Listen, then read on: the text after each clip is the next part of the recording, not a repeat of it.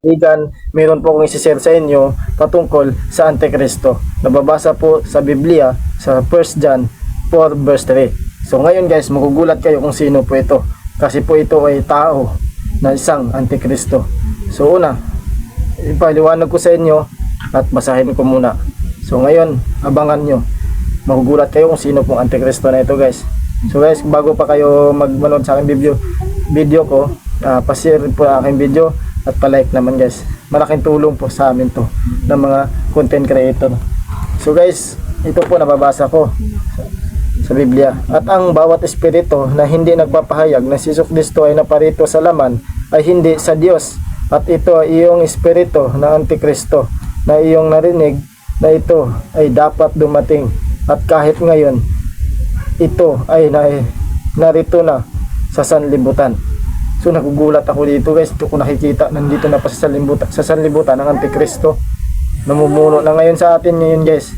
So ito po yung Antikristo natin, sabi niya, at ang bawat espiritu na hindi nagpapahayag, ibig sabihin na bawat daw na espiritu na hindi pinapahayag, ibig sabihin hindi nila sinasabi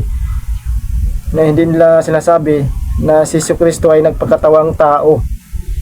Ibig sabihin, si Kristo ay tao, hindi siya Diyos. Yun ang sinasabi dito. Ulitin ko, at ang bawat espiritu na hindi nagpapahayag na si Jesucristo ay naparito sa laman, ibig sabihin naparito sa laman, nagpakatawang tao, ay hindi sa Diyos. Hindi daw yun sa Diyos. At ito ay iyong espiritu ng Antikristo. Yun pala ay espiritu ng Antikristo, Antichrist. Yun po yun.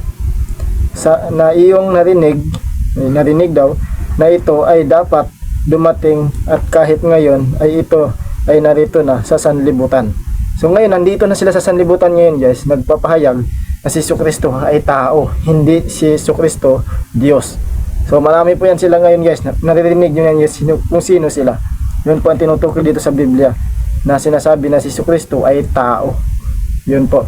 Hindi nga pinapahayag, ulitin ko, at ang bawat espiritu na hindi nagpapahayag na si Jesucristo ay dumating sa laman, ibig sabihin ang tao daw na hindi nagpapahayag, ibig sabihin hindi nagpapahayag, hindi sinasabi na si Jesucristo ay nagpakatawang tao, ay hindi ito sa Diyos, ay ito ay sa Antikristo.